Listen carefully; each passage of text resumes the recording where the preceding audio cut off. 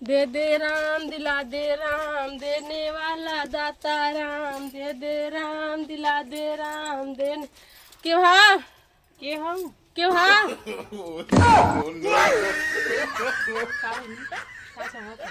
बहन कुछ दे दा। अच्छे खड़ी रहा लेके आवत थी।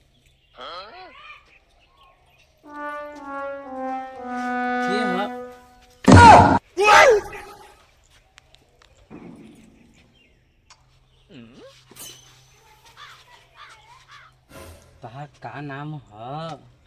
जानू। तू इतना सुघर मुगर होके भीख मांगा था। हमारा आदमी एक क्वार्टर पी के रोज गढ़ा में लोटा लाल भैया। तो कुछ ना कुछ खाए पिए दे घरे ना ह? बस ये मेकअप मांग चूं के कह लेला। समझ रहे हो वो हमारे पर लाइन मारे। इस सज्जन को क्या तकलीफ है भाई? भैया देखे बात कहीं कहा तू हमें बहुत पसंद है। हाथ छोड़ के हम भीख मांगे वाली हूँ। तू ना भीख मत मांगल करा, ठीक है? हाथ छोड़ के बतियावा का करल करी। हम तोरे घरे हाथ छोड़ के बतियावा। हम तोहरे घरे ना हाँ। राशन पानी बस पहुँचा देवला। बस अपने घरे का नंबर देता।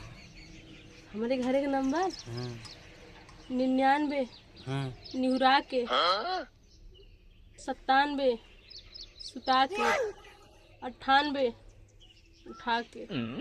नंबर तो नहीं समझ में आल हमारे। 99 जाना ला, 98 जाना ला, 97 जाना ला। भैया कुछ दे दा।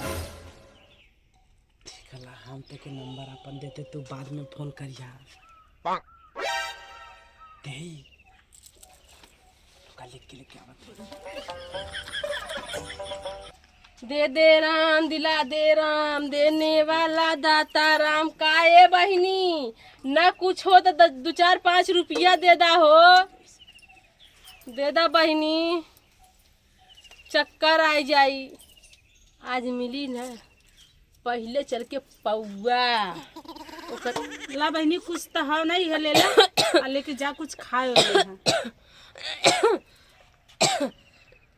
जा अपने की दवाई वाले ले है। पानी ना आला, पानी ना है हमने पानी पीला आवाला 12 बजे पानी 1 बजे। बनी तोरे घर में क्यों मनाई ना रहा?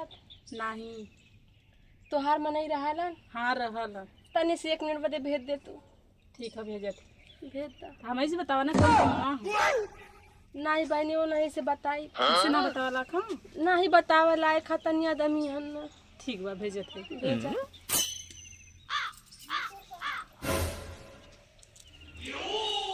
आज मुर्गा फसल बा 50 रुपया,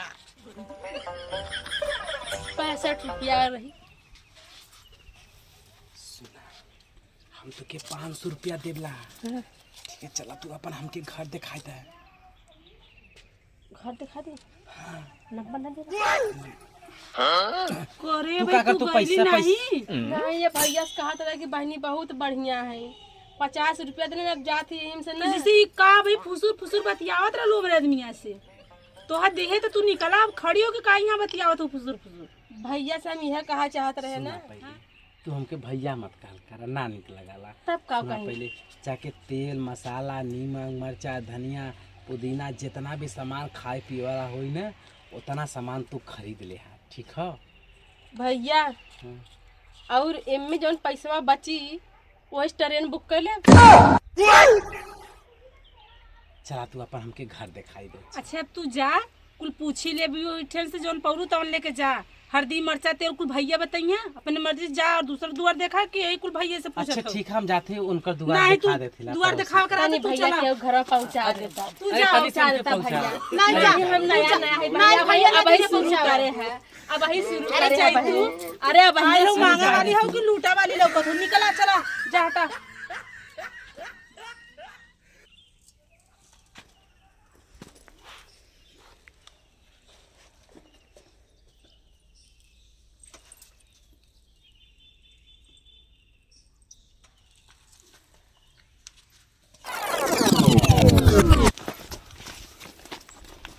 चला तुम्हें अपन घर दिखाई।